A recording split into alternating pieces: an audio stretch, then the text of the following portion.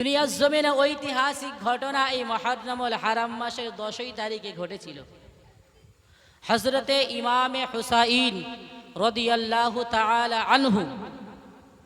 আমি কিন্তু খুব একটা বেশি শুরুর দিক থেকে যাচ্ছি না, একটু সামনের দিকে আগিয়ে, কারণ যে সমস্ত জায়গাগুলোতে চমক রয়েছে সেগুলো তুলে ধরার জন্য যদি আমি শুরু থেকে শুরু করি তাহলে কিন্তু 3-4 দিন পেরিয়ে যাবে। বুঝতে পারছেন না বিষয়টা?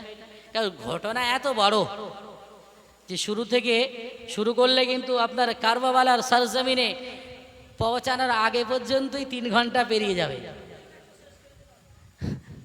সুবহানাল্লাহ। এমনটা তো হয় না বাপ, আমি তো আর মেশিন না, মানুষ। যেহেতু আমি মানুষ, আমারও ক্লান্তি আছে, আপনাদেরও ক্লান্তি আছে। তাই একেবারে ভূমিকাবিহীন মেন জায়গায় অ্যাকশন মারব। একটু মনোযোগ সহকারে শুনবেন, তাহলে বুঝতে পারবেন। হুসাইন রাদিয়াল্লাহু তাআলা আনহুকে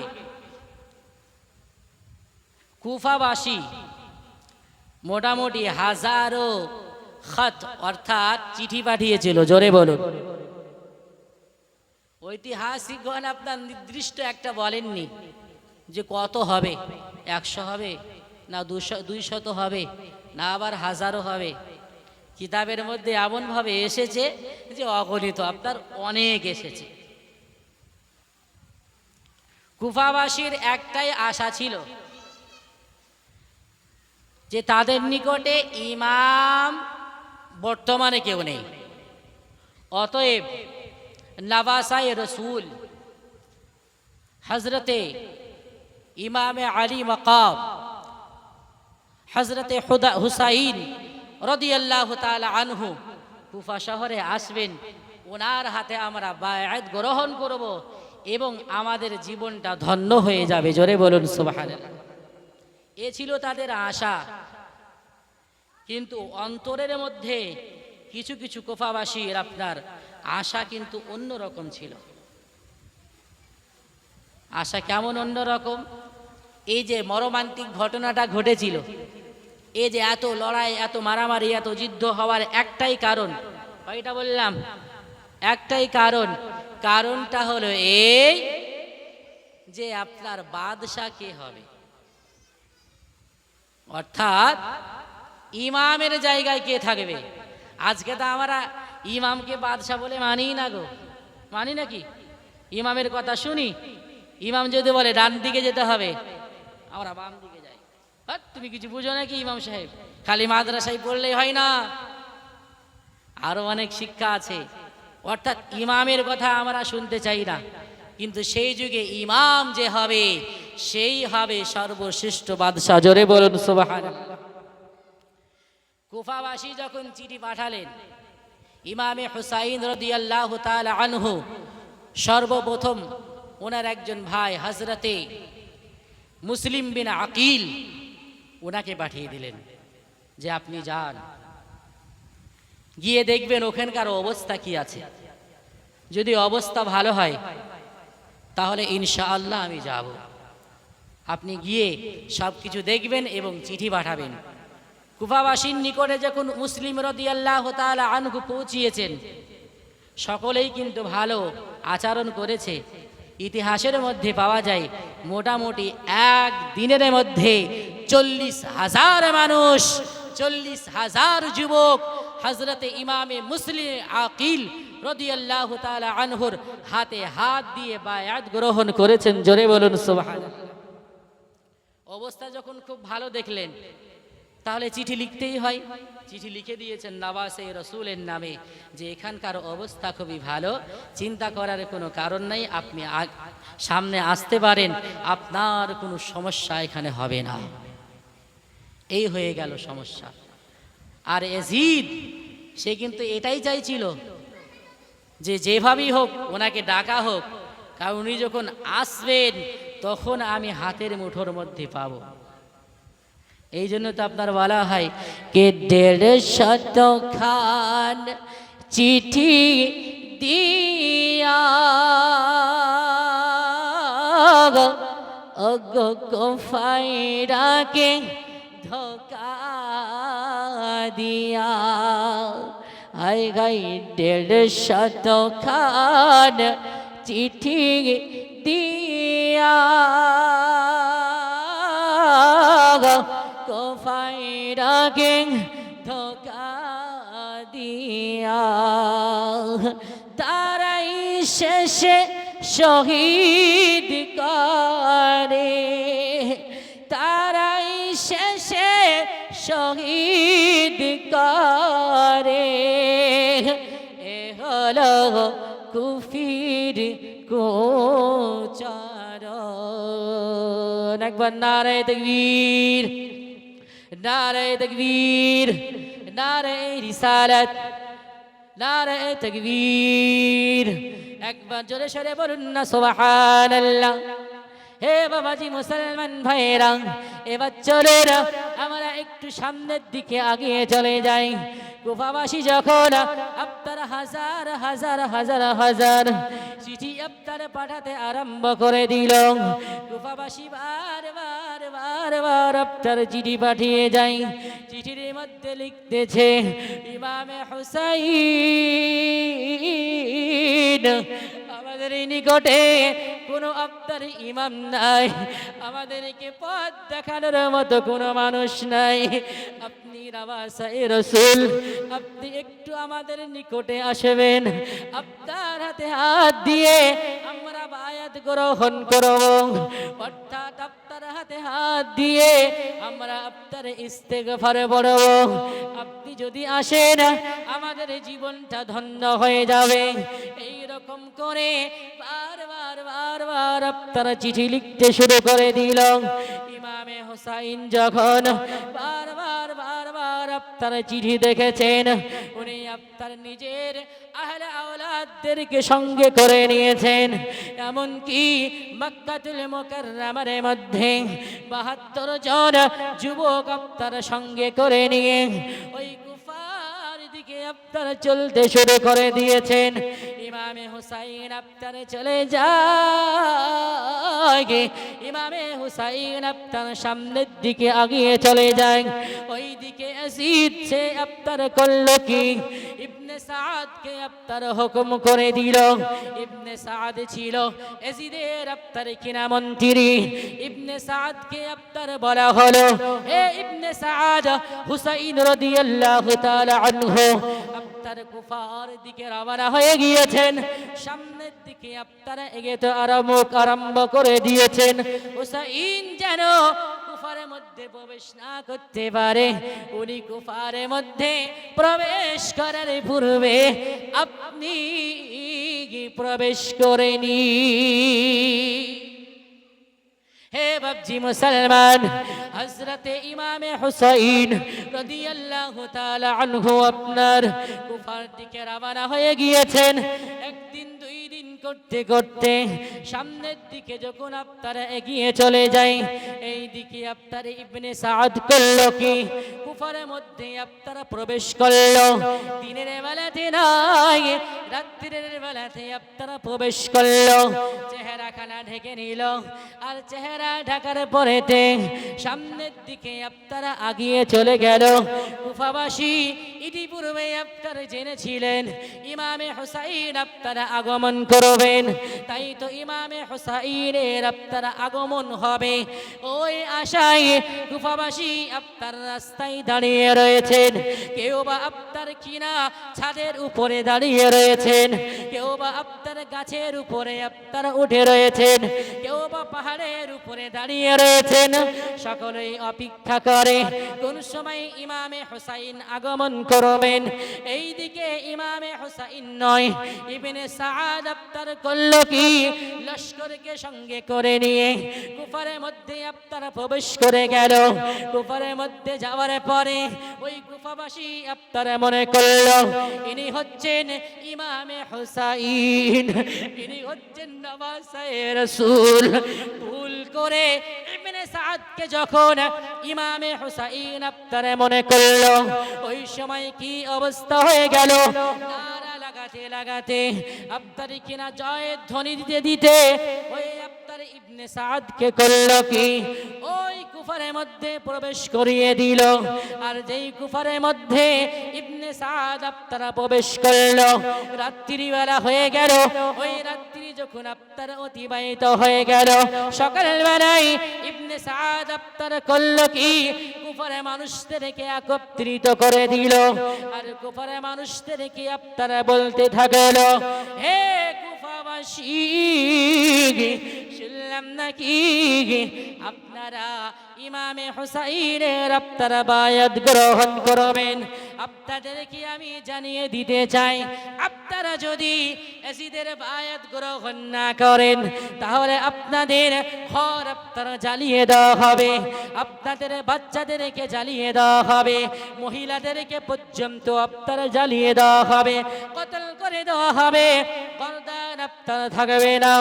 ভয়ে তারা কাঁপতে আরম্ভ করে দিল। কুফাবাসী যখন আপনারা ভয়ে কাঁপতে আরম্ভ করে দিল, ওই মুহূর্তে হাজার হাজার কুফাবাসী করল কি, ইমামে হুসাইনের বায়াত আপনারা ভেঙে দিল, বায়াত ভেঙে দিল। তারা ভয়ে কাঁপতেছে, কারণ সন্তানদের ভালোবাসা, বাড়ি ঘরের ভালোবাসা ত্যাগ করতে পারল না। সন্তানের মায়ায় পড়ে যখন ত্যাগ করে দিল সব কিছু, এবার অবস্থা কি হবে? ইমামে হুসাইনের পাঠানো পূর্বেকার যে ভাই হযরতে ইমামে মুসলিম, ওনাকে শহীদ করা হলো। জোরে বলুন সুবহান। দুইজন বাচ্চাকে সঙ্গে করে এনেছিলেন, দুইজন বাচ্চাকেও শহীদ করা হয়েছিল ওখানে। এমনকি ইয়াজিদ মনে মনে ভাবতেছে, ইমামে হুসাইন যদি কুফার মধ্যে চলে আসে, ইবনে সাআদ তো ইবনে সাআদ, তার বাবার বাপও যদি আসে, তবুও মোকাবেলা করতে পারবে না। জোরে বলুন সুবহানাল্লাহ। কারণ উনি সাধারণ পুরুষ নয়, উনি একজন এমন পিতার সন্তান যার পিতাকে আপনার বলা হয় শেরে খোদা। জোরে বলুন সুবহানাল্লাহ। ইয়াজিদ বলছে, আমরা জানি খাইবারের যুদ্ধে 40 মুন ওজনের লোহার গেটকে বাম হাতে উঠিয়ে ঘন্টার পর ঘন্টা যিনি যুদ্ধ চালিয়ে গিয়েছিলেন আর মুসলমানকে জয় করিয়েছিলেন, উনি হচ্ছেন হযরতে আলী। জোরে বলুন সুবহানাল্লাহ। আর ওনার সন্তান আসবে 40 মুন না পারলে 20 মুন তো পারবে নাকি? হ্যাঁ, কারণ বাপ কা বেটা সিপাহী কা ঘোড়া হতা হে, হয় না গো? বাপ যেমন হবে সন্তান কি শক্তিশালী হয় না? মনে মনে ভয় যে উনি যদি চলে আসেন, তাহলে আমার এই বাদশাহ টিকিয়ে রাখা সম্ভব হবে না। তাহলে কি করতে হবে? ছলে বলে কৌশলে আমাকে কাজ করতে হবে। উনি আসছেন, ইমামে হুসাইন আপনার ধীরে ধীরে ধীরে ধীরে আগে আসছেন। তার পূর্বে ইয়াজিদ বলে দিল যে একটা কাজ করো, কুফার মধ্যে যেন ওনাকে না আসতে দেওয়া হয়। একটা জায়গা আছে, যে জায়গাটার নাম হচ্ছে কারবালা। জোরে বলুন সুবহানাল্লাহ। ওই কারবালা যখন, ওই স্থানে যখন উনি উপস্থিত হবেন, সেখানেই উনাকে আটকিয়ে রাখতে হবে। আর কেমন করে আটকিয়ে রাখবো? শিমারকে বলা হলো, ইবনে সাআদকে বলা হলো, একটা কাজ করবে, সর্বপ্রথম 4 থেকে 5 হাজার সৈন্য নিয়ে ওই কারবালার সরজমিনে উপস্থিত হবেন। আর সেখানে উপস্থিত হওয়ার পরে সর্বপ্রথম যে কাজটা করতে হবে সেটা হলো ইমামে হুসাইনের জন্য পানি বন্ধ করতে হবে। ইয়াজিদ মাথা খাটিয়েছে, একজন মানুষ যদি পানি পান না করে গো, খাবার যদি না খায়, তাহলে কি সে শক্তিশালী থাকতে পারে? ইয়াজিদ ভাবছে যে কি করা যায়, ওনাকে ধীরে ধীরে ধীরে ধীরে কমজোর করতে হবে। উনি যখন 3-4 দিন না খেয়ে অনাহারে থাকবেন, তখন ওনার শক্তি কম হয়ে যাবে, আর তখনই আমরা হামলা করব। 7ই মুহররমুল হারাম যখন চলে আসলো, ফোরাত নদীর পানি বন্ধ করে দেওয়া হলো। ফোরাত নদীর পানি আর রাসূলদের জন্য বন্ধ। ইমামে হুসাইন রাদিয়াল্লাহু তাআলা আনহুর যত চাহানেওয়ালা আছে, যত আপনার সেনাবাহিনী আছে 72 জন সৈন্য এবং যত সন্তান আদি রয়েছে, তাদের জন্য পানি বন্ধ করে দেওয়া হলো। হে বাবজি মুসলমান ভাইরা, বলতেছিলাম ওই কারবালার সরজমিনে ইমামে হুসাইন রাদিয়াল্লাহু তাআলা আনহুর জন্য সর্বপ্রথম পানি বন্ধ করে দেওয়া হলো। পানি আর দেওয়া হবে না। ফোরাত নদীর কাছে 4000 মতো সৈন্যকে দাঁড় করিয়ে দেওয়া হলো। 4000 সৈন্যকে আপনার বলা হলো, এজিদের সৈন্যরা, তোমাদের জন্য কাজ হলো ইমামে হুসাইনের ঘরওয়ালা কেউ যেন এই ফোরাত নদীর পানি আপনার পান না করতে পারে। এজিদের হুকুম হয়েছে পানি কেউ পান করতে পারবে না। 7ই মুহররমুল হারামে পানি আপনার বন্ধ করে দেওয়া হলো। 8ই মুহররমুল হারামে ইবনে সাদ আপনার করলো কি, আরো সৈন্যদেরকে পাঠানোর জন্য বলে দিল। ইয়াজিদকে চিঠি লেখা হলো, আরো সৈন্য দরকার রয়েছে, আরো আমাদের সৈন্য লাগবে, কারণ শেরে খুদার ঘরানা, শেরে খুদার ঘরানা এই আপনার কারবালার সরজমিনে উপস্থিত রয়েছেন। ওনাদের সঙ্গে 4000 সৈন্য নিয়ে আমরা লড়াই করে জিততে পারবো না। আমাদের জন্য আরো সৈন্য দরকার রয়েছে। ইয়াজিদ আপনার চিঠিখানা পড়ল, আরো সৈন্য পাঠিয়ে দিল। কত সৈন্য পাঠালো? আরো 5000 সৈন্য পাঠিয়ে দিল। এবার আপনার 4000 এবং 5000 9000 মতো সৈন্য হয়ে গেল। আবার চিঠি লিখল, আরো সৈন্য লাগবে। আবার আপনার কিনা চিঠি পড়ল, এবার 5000 নাই, আপনার কিনা আরো সৈন্য পাঠিয়ে দিল। কত সৈন্য পাঠালো? আরো আপনার কিনা 13000 মতো সৈন্য আপনারা পাঠিয়ে দিল। টোটালে কারবালার সরজমিনে আপনার কিনা 22000 সৈন্য চলে আসলো। এ বাবাজি মুসলমান ভাইরা, মাত্র 72 জনের জন্য 22000 সৈন্য আপনার দাঁড় করিয়ে দেওয়া হলো। ওই 22000 সৈন্যদের অন্তরের মধ্যে একটুও মায়া দেখতে পাওয়া গেল না, একটু আপনার লজ্জা শরম দেখতে পাওয়া গেল না। কচি কচি বাচ্চা কান্না করে যায়, কচি কচি বাচ্চারা কান্না করে বলতে থাকে, আব্বু জান আম্মুজি একটুখানি আমাদেরকে পানি পান করেন না কেন, একটুখানি আমাদেরকে পানি দেন না কেন। ছোট কান্না করে যায়, ইবনে সাদের মন গলাতে পারে না। যত কান্না করে যায়, ইবনে সাদের মন আপনার গলে না।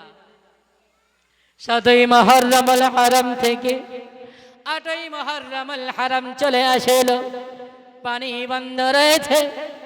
9 নম্বর মুহররমুল হারাম চলে আসলো, পানি বন্ধ রয়েছে।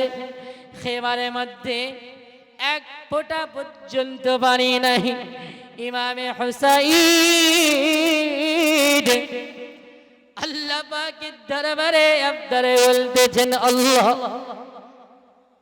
আমার নানা তাম পৃথিবীর মধ্যে সমস্ত আপনার আম্বিয়া কিরামগণের ইমাম, ইমামুল আম্বিয়া, আজকে তার নামাজা হয়ে, তার কলিজার টুকরা হয়ে আমাদের জন্য ফোরাত নদীর পানি বন্ধ করে দেওয়া হয়েছে। 2 দিন ধরে আমরা অনাহারে রয়েছি, 2 দিন ধরে আমরা পানি পান করতে পারি নাই। এই 2 দিন ধরে পিপাসায় আপনার কাতর হয়ে গেলেন। পিপাসায় কাতর হালতে 9 মুহররমুল হারামের দিন যখন অতিবাহিত হয়ে গেল, রাত্রি বেলায় ঈশার নামাজের সময় খানা চলে আসলো। ওই ঈশার নামাজের সময় সকলেই ইফতার নামাজ পড়বে। ইমামে হুসাইনের নিকটে সকলে উপস্থিত হয়ে গেলেন। 72 জন সৈন্য উপস্থিত হলেন। বলতেছেন, ইমাম, নামাজ আমাদেরকে আদায় করতে হবে, কেমন করে আমরা নামাজ পড়ব?